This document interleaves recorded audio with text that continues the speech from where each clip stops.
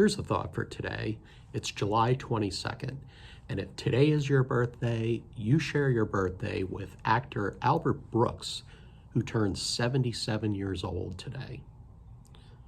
Now, one of the favorite movies of mine that Albert Brooks starred in was a movie called Defending Your Life. So I'm not sure if you've seen the movie, but if you haven't, what happens is Albert Brooks dies in a car accident in the early part of the movie, and he finds that he's come to this place called Judgment City. And what they do is they're there to judge your life to see if you are able to move on to the next phase of life or if you go back to Earth. And the reason why you may go back to Earth, he has a guide, almost an attorney, to help him through this process of how they'll decide if he can move on or not.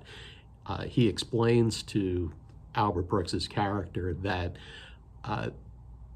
most people's life on Earth is spent in fear, that humans on Earth use very little parts of their brain because they're so filled up with fear that they can't tap into the rest of their brain to experience this greater knowledge and be on a whole new level at the next phase of life.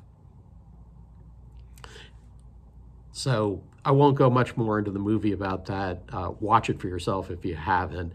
But when I think about fear, you notice how you always have some level of fear in business.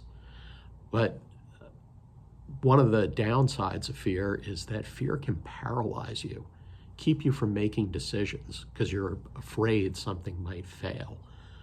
And one thing I've learned is that when you have fears, what you want is on the other side of fear. So it's important to get over fears and not be paralyzed by them.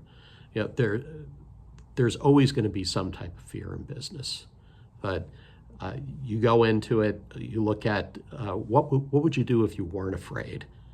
And even if you fail, you're probably going to learn something new that the next time you'll be able to handle that situation better.